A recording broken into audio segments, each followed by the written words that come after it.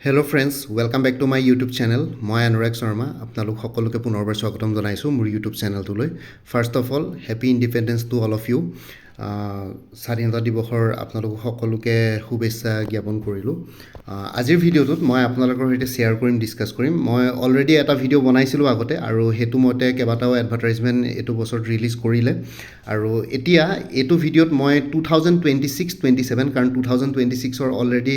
আধাকে বছৰটো বেছি পাৰ হৈ গ'ল। চ' সেইটো কাৰণে 2026-27 কৈছোঁ। এতিয়া 2027ৰ মই ইয়াতে মাৰ্চ 31 মাৰ্চলৈকে ধৰিছোঁ ফাইনেন্সিয়েল ইয়েৰৰ। চ' 31 মাৰ্চলৈকে কি আপকামিং ৰিক্ৰুইটমেণ্ট এডভাৰটাইজমেণ্ট নটিফিকেশ্যন আহিব পাৰে, ঠিক আছে। আপোনালোকে এইটোৰ ওপৰত এটা ভিডিঅ' বনাব দিছিলে, চ' সেইটো কাৰণে মই ভিডিঅ'টো বনাইছোঁ। আপোনালোকে ভালকৈ শুনিব, লাষ্ট টাইম কোনটো ইয়েৰত এডভাৰটাইজমেণ্ট আহিছিলে আৰু এতিয়া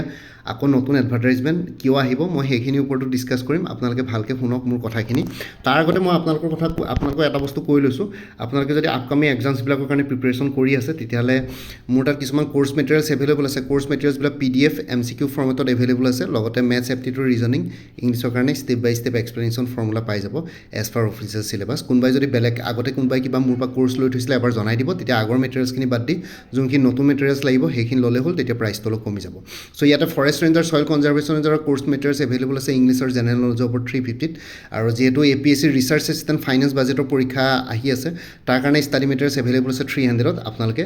ইয়াতে যোগাযোগ কৰিব পাৰে 9706557851। আছাম হোমগাৰ্ড ছাৰ্ভিচৰ কাৰণে ষ্টাডি মেটেৰিয়েলছ এভেইলেবল আছে 275ত। এইটো নম্বৰত হোৱাটছএপ কৰি জনাব পাৰিব 9706557851। বাকী কোৰ্চ মেটেৰিয়েলছখিনিৰ বিষয়ে ভিডিঅ'টোৰ শেষৰ ফালে চাম। প্ৰথমতে ভিডিঅ'টোৰ মেইন টপিকটো ডিছকাছ কৰি লওঁ, ঠিক আছে। চ' ইয়াতে আপকামিং জবছ ৰিক্ৰুইটমেণ্ট নটিফিকেশ্যন 2026-27 মানে এতিয়া 2026ৰ এতিয়া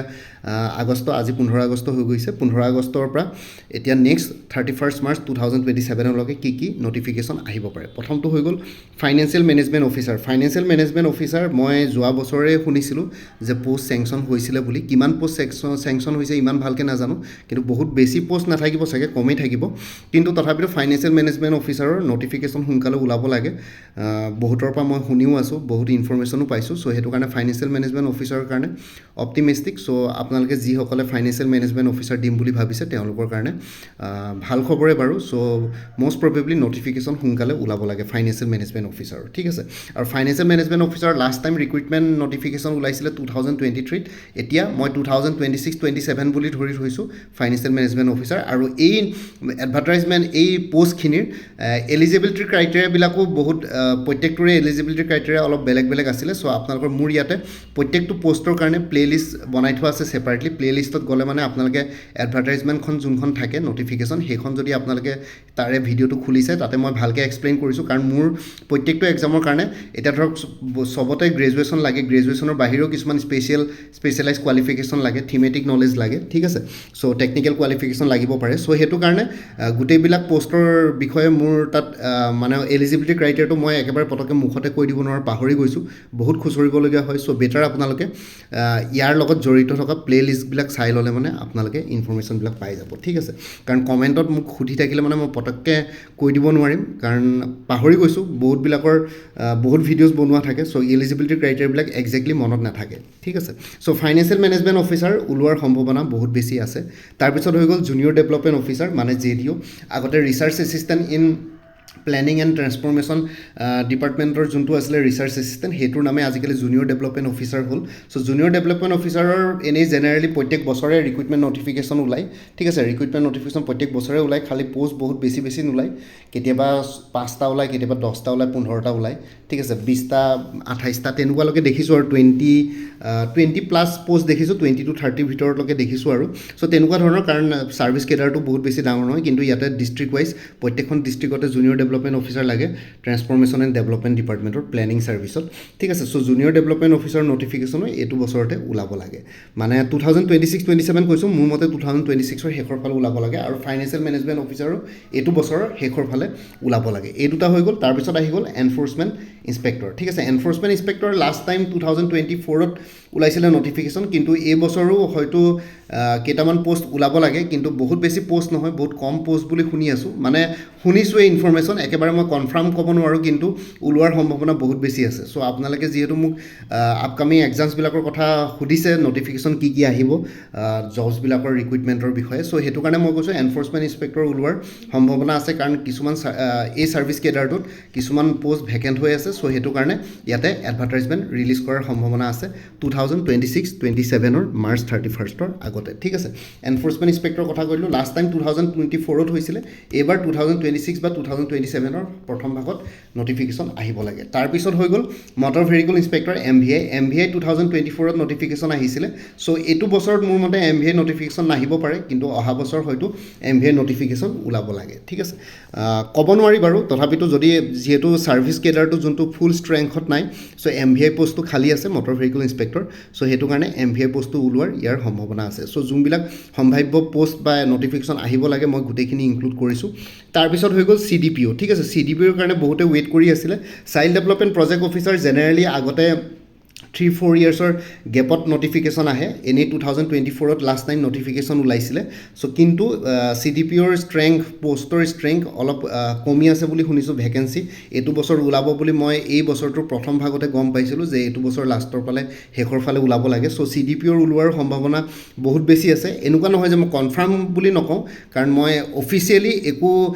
তেনেকৈ কংক্ৰিট ইনফৰমেশ্যন পোৱা নাই কিন্তু তথাপিতো মই যিহেতু শুনি আছোঁ ৱৰ্ড অফ মাউথৰ পৰা বহুত অফিচিয়েলৰ পৰা চ' সেইটো কাৰণে CDPO ওলোৱাৰ সম্ভাৱনাও আছে এইটো বছৰ লাষ্টৰ ফালে নহয়বা সেই 2027 31 মাৰ্চৰ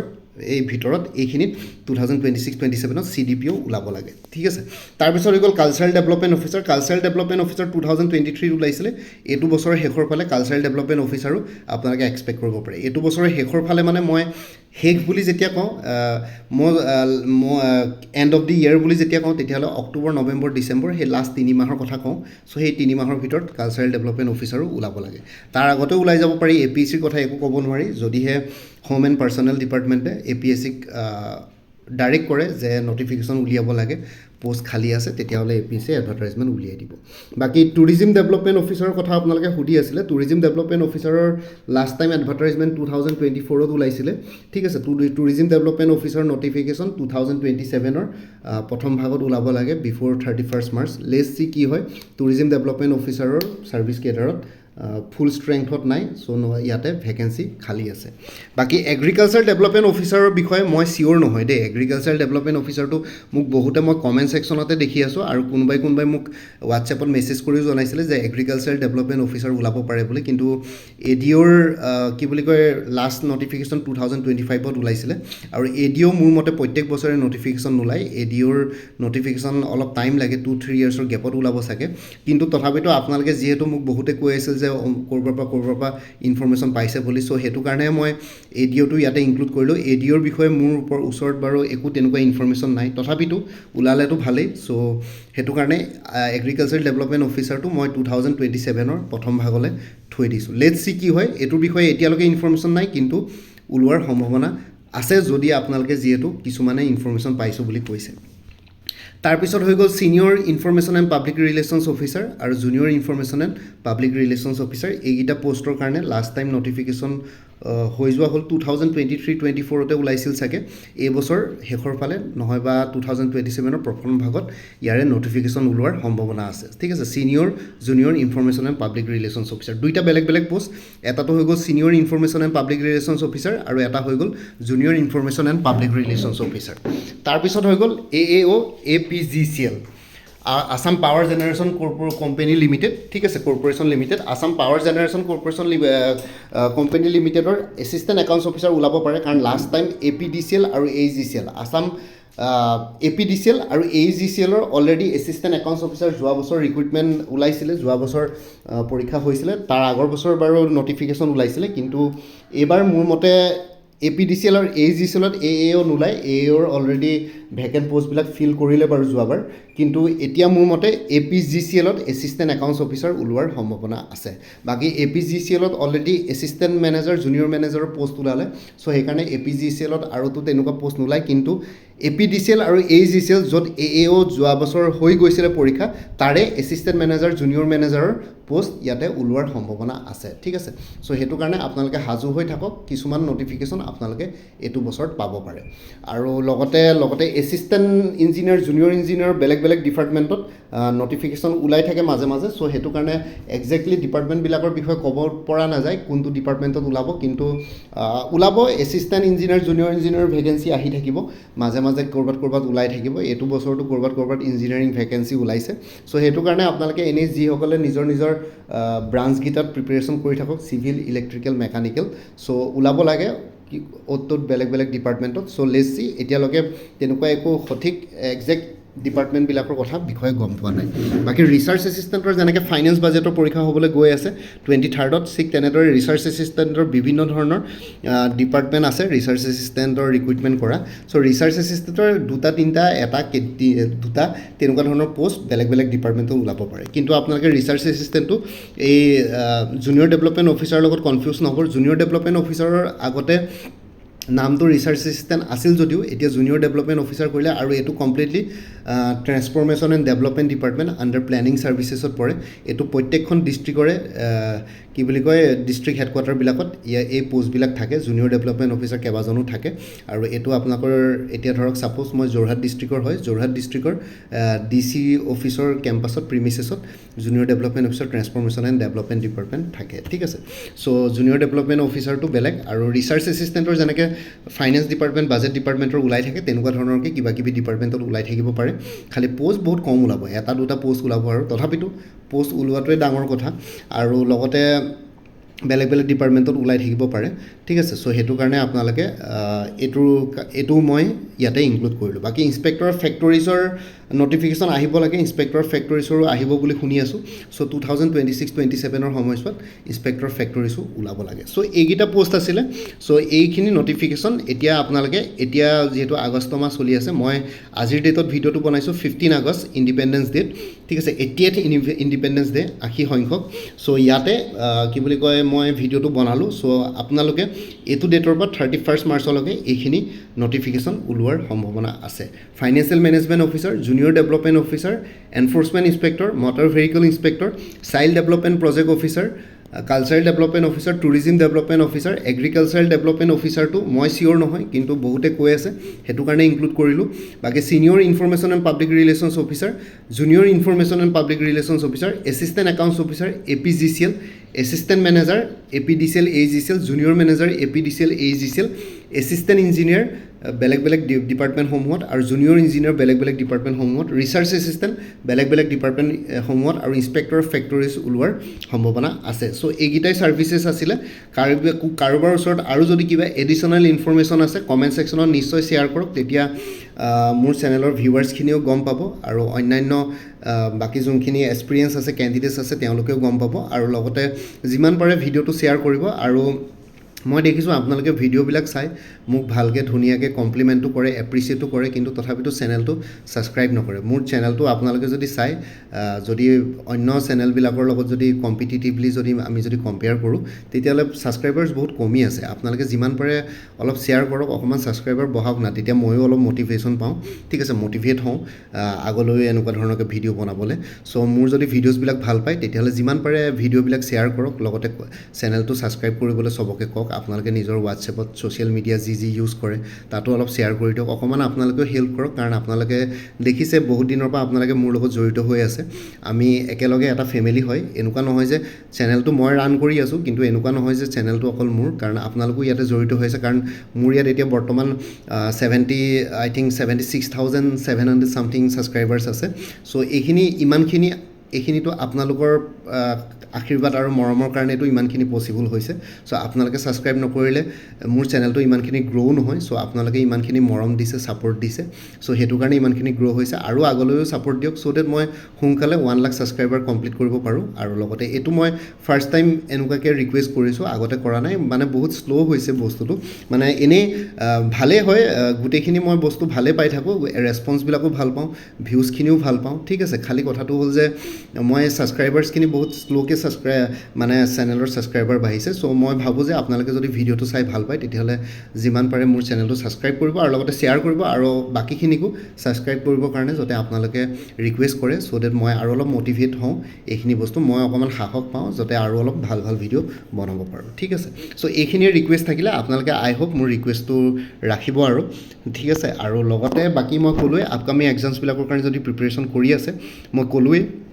ইয়াতে forest ranger soil conservation ranger study matters available আছে ইংলিছ আৰু জেনেৰেল নলেজৰ ওপৰত 350 APSC জুনিয়ৰ ডেভেলপমেণ্ট অফিচাৰ বা ৰিচাৰ্চ এছিষ্টেণ্টৰ কোৰ্চ মেটেৰিয়েলছ এভেইলেবল আছে 300ত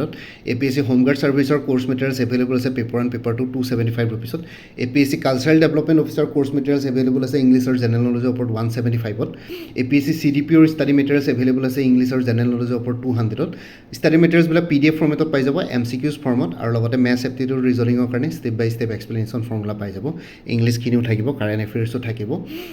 APSC এনফৰ্চমেণ্ট ইনস্পেক্টৰ এটা ফুল কোৰ্চ মেটেৰিয়েলছ এভেইলেবল আছে 400ত APSC এছিষ্টেণ্ট মেনেজাৰ APGCLৰ কাৰণে ইয়াতে চিলেবাছ দিছে অলৰেডি মই চিলেবাছৰ ওপৰত এতিয়ালৈকে ভিডিঅ' বনোৱা নাই কিন্তু ইয়াতে এছিষ্টেণ্ট মেনেজাৰ APGCLৰ আপোনালোকে জেনেৰেল ষ্টেজৰ ইংলিছৰ কাৰণে মোৰ তাত ষ্টাডি মেটেৰিয়েলছ এভেইলেবল আছে খালি ইয়াতে যে ইংলিছখিনি গোটেইখিনি পাই যাব জেনেৰেল ষ্টাডিজৰ কাৰেণ্ট এফেয়াৰ্ছ পাই যাব কাৰেণ্ট এফেয়াৰ্ছতে আপোনালোকৰ স্পৰ্টছ বুকছ ঠিক আছে আৰু লগতে আপোনালোকৰ ইম্পৰ্টেণ্ট বুকছবিলাক যোনবিলাক লঞ্চ হৈছে লগতে স্পৰ্টছ ৰিলেটেড যোনখিনি কাৰেণ্ট এফেয়াৰ্ছ থাকে লগতে ইম্পৰ্টেণ্ট ডেজ ডেট আৰু লগতে পাৰ্চনেলিটিজ সেইখিনি বস্তু কাৰেণ্ট এফেয়াৰ্ছত থাকিব তথাপিতো কিবা কিবি মেটেৰিয়েলছ থাকিলে মই শ্বেয়াৰ কৰি দিম আৰু লগতে আপোনালোকে কাৰেণ্ট এফেয়াৰ্ছখিনি পায়ে যাব জেনেৰেল ষ্টাডিজ ছেকশ্যনটোত আৰু লগতে যোনখিনি তাতে আৰু এটা ছেকশ্যন আছিলে এপ্টিটিউড আৰু ইম'চনেল ইণ্টেলিজেঞ্চ এপ্টিটিউডৰ ৰিজনিংখিনি পাই যাব খালি ইম'চনেল ইণ্টেলিজেঞ্চৰ মই ক'তো ষ্টাডি মেটেৰিয়েলছ তেনেকৈ বিচাৰি পোৱা নাই তাতে যোনখিনি চিলেবাছ আছে সেইখিনিৰ পৰা আপোনালোকে টপিকবিলাক নিজে অকণমান চাৰ্চ কৰি পেলাই AI ইউজ কৰি নহয় বা গুগল চাৰ্চ কৰি পেলাই প্ৰত্যেকটো টপিকৰ ওপৰতে আপোনালোকে নিজে অলপ প্ৰিপেৰেশ্যন কৰিব লাগিব ঠিক আছে ডাইৰেক্টলি ষ্টাডি মেটেৰিয়েলছ এভেইলেবল নাই মোৰ তাত বাকী DSS DMEৰ পৰীক্ষাটো সোনকালে অনুষ্ঠিত কৰিব আৰু কাৰণ ছেপ্টেম্বৰ অক্টোবৰ বুলি টেণ্টেটিভ শুনি আছোঁ চ' তাৰ কাৰণে 3খন প্ৰেক্টিছ মক পেপাৰ্ছ এভেইলেবল আছে 75 ৰুপিছত এইটো নম্বৰ হোৱাটছএপ কৰিব পাৰিব 9706555751 DSS DME গ্ৰেড 3 নন টেকনিকেলৰ কোৰ্চ মেটেৰিয়েলছ এভেইলেবল আছে 350ত DSS DME গ্ৰেড 3 নন টেকনিকেলৰ full course plus practice mock papers available আছে 400ত এইটো নম্বৰ হোৱাটছএপ কৰিব পাৰিব 9706555751 গুৱাহাটী হাইকোৰ্ট MTS মানে মাল্টিটাস্কিং ষ্টাফৰ কাৰণে কোৰ্চ মেটেৰিয়েলছ এভেইলেবল আছে 325ত গুৱাহাটী হাইকোৰ্ট ছফিয়াৰ ড্ৰাইভাৰৰ কাৰণে কোৰ্চ মেটেৰিয়েলছ এভেইলেবল আছে 250ত Guwahati high court judicial assistant Kohima বেঞ্চৰ কাৰণে কোৰ্চ মেটেৰিয়েলছ এভেইলেবল আছে 250ত এইটো নম্বৰ হোৱাটছএপ কৰিব পাৰিব 9706555751 ADRE 3.0 full course materials available আছে 300ত Assam police sub inspector assistant jailor forester constable grade 4 অন্যান্য পোষ্টৰ কাৰণে কোৰ্চ মেটেৰিয়েলছ এভেইলেবল আছে 300ত BTC ফৰেষ্টাৰ ফৰেষ্ট গাৰ্ডৰ কোৰ্চ মেটেৰিয়েলছ এভেইলেবল আছে 200ত আছাম কম্পিটিটিভ এক্সাম বুলি এটা কোৰ্চ আছে এভেইলেবল তাতে 400 ৰুপিছত ষ্টাডি মেটেৰিয়েলছ পাই যাব লগতে বহুতখিনি প্ৰিভিয়াছ ইয়েৰ কুৱেশ্যন পেপাৰ্ছ ইয়াতে ইনক্লুডেড আছে ADRE Assam police DSS DME Guwahati high court আৰু APSCৰ ডিপাৰ্টমেণ্টেল এক্সামছবিলাকৰ কাৰণে আৰু অন্যান্য যোনখিনি ষ্টেট বেছ কম্পিটিটিভ এক্সামছ থাকে সেইখিনিৰ কাৰণে ইয়াতে ষ্টাডি মেটেৰিয়েলছ পাই যাব এইটো নম্বৰ হোৱাটছএপ কৰি জনাব পাৰে 9706555751 current affairs 2025-26 exam oriented maths aptitude reasoning with step by step এক্সপ্লেনেশ্যনৰ ফৰ্মুলা এনে কোৰ্চবিলাকত ইনক্লুডেড আছে কোনোবাই যদি বেলেগকৈ ল'ব বিচাৰে 100 ৰুপিছত এভেইলেবল আছে আৰু লগতে 35খন প্ৰিভিয়াছ ইয়েৰ কুৱেশ্যন পেপাৰ্ছৰ ছেটছ এভেইলেবল আছে বিভিন্ন ধৰণৰ কম্পিটিটিভ এক্সামছৰ উইথ এনচাৰ কিজ 125 ৰুপিছত এইটো নম্বৰ হোৱাটছএপ কৰিব পাৰিব 9706555751 PNRD আছামৰ কোৰ্চ মেটেৰিয়েলছ এভেইলেবল আছে ফুল কোৰ্চ 250ত কটন ইউনিভাৰ্চিটি জুনিয়ৰ এছিষ্টেণ্টৰ ফুল কোৰ্চ এভেইলেবল আছে 300ত ছেপ্টেম্বৰ অক্টোবৰত পৰীক্ষা অনুষ্ঠিত কৰিব বুলি শুনিছোঁ আছাম এগ্ৰিকালচাৰ ইউনিভাৰ্চিটিৰ নন টিচিং পোষ্টবিলাকৰ কাৰণে কোৰ্চ মেটেৰিয়েলছ এভেইলেবল আছে 300ত APSC assistant engineer junior engineer course materials available আছে জেনেৰেল ষ্টাডিজ আৰু ইংলিছ গ্ৰামাৰ ওপৰত 250ত এইটো নম্বৰ হোৱাটছএপ কৰিব পাৰিব 9706555751 মোৰ পৰা কোৰ্চ ল'লে আপডেটেড কাৰেণ্ট এফেয়াৰ্ছবিলাক লাইফ টাইম পাই থাকিব তাৰ কাৰণে কোনো ফাৰ্ডাৰ পে'মেণ্ট কৰিব নালাগে প্ৰত্যেক মাহৰ বিগিনিং বা ষ্টাৰ্টিঙতে এটা ৰিমাইণ্ডাৰ মেছেজ দিলে হ'ল যে প্ৰিভিয়াছ মান্থ বা লাষ্ট মান্থৰ কাৰেণ্ট এফেয়াৰ্ছ লাগে মই লগে লগে আপোনালোকৰ সৈতে শ্বেয়াৰ কৰি দিম ইণ্টাৰেষ্টেড কেণ্ডিডেটসকলে এইটো নম্বৰ হোৱাটছএপ কৰি জনাব পাৰে 9706557851 আপোনালোকক কোনটো কোৰ্চ লাগে কোৰ্চৰ কণ্টেষ্টখিনি শ্বেয়াৰ কৰিম লগতে পে'মেণ্টৰ লিংক দি দিম পে'মেণ্ট কৰাৰ লগে লগে গোটেই কোৰ্চটো নিজৰ হোৱাটছএপত PDF ফৰ্মেটত পাই যাব আৰু ইয়াতে যোনটো হোৱাটছএপ নম্বৰ দিয়া আছে সেইটোত অনুগ্ৰহ কৰি কল নকৰিব সেইটো জাষ্ট হোৱাটছএপ মেছেজৰ কাৰণে এভেইলেবল কলৰ কাৰণে এভেইলেবল নহয় আৰু কোনোবাই যদি আগতে মোৰ পৰা কিবা কোৰ্চ মেটেৰিয়েলছ লৈ থৈছিলে এবাৰ জনাই দিব তেতিয়া আগৰ মেটেৰিয়েলছখিনি বাদ দি যোনখিনি নতুন মেটেৰিয়েলছ লাগিব সেইখিনি ল'লে হ'ল তেতিয়া প্ৰাইচটো অলপ কমি যাব বাকী ভিডিঅ' ডেছক্ৰিপশ্যন আৰু কমেণ্ট ছেকশ্যন চেক কৰক তাতে কোৰ্চখিনি কথা আৰু এবাৰ উল্লেখ কৰি দিয়া আছে লগতে মোৰ আৰু এটা চেনেল আছে অসম IQ বুলি সেই চেনেলটোৰ লিংকটো ভিডিঅ' ডেছক্ৰিপশ্যনত দিয়া আছে আপোনালোকে সেইটো চেনেলো ছাবস্ক্ৰাইব কৰিব পাৰিব চ' ভৱিষ্যতলৈ এনেকুৱা ধৰণৰ কম্পিটিটিভ এক্সামছবিলাক দিয়াৰ ক্ষেত্ৰত আৰু অলপ এক্সট্ৰা গাইডেঞ্চ পাই যায় বাকী মোৰ ভিডিঅ'ছবোৰ চাই যদি ভাল পায় মোৰ চেনেলটো ছাবস্ক্ৰাইব কৰি ল'ব আৰু লগতে আপোনালোকৰ যিমানখিনি ফেমিলি ফ্ৰেণ্ডছ ৰিলেটিভছ আৰু চিনাকি এক্সপিৰিয়েঞ্চ আছে তেওঁলোকৰ লগত মোৰ চেনেলটো শ্বেয়াৰ কৰিব লগতে কমেণ্ট ছেকশ্যনত জনাব কিবা যদি কুৱেশ্যন থাকে ডাউট থাকে মই নিশ্চয় আপোনালোকৰ কুৱেশ্যনছ আৰু ডাউটছবিলাকৰ ৰিপ্লাই দিবলৈ চেষ্টা কৰিম বাকী আজিৰ ভিডিঅ'টো ইমানতে সমাপ্ত কৰি আপোনালোক সকলোৰে পৰা বিদায় দিলোঁ কাইলৈ পুনৰ এটা নতুন ভিডিঅ'লৈ আপোনালোকৰ সন্মুখত উপস্থিত হ'ম তেতিয়ালৈকে ভালকৈ প্ৰিপেৰেশ্যন কৰি থাকক সকলোলৈ অল দি বেষ্ট থাকিলে bye and take care friends Bharat Mata কি জয় আই অসম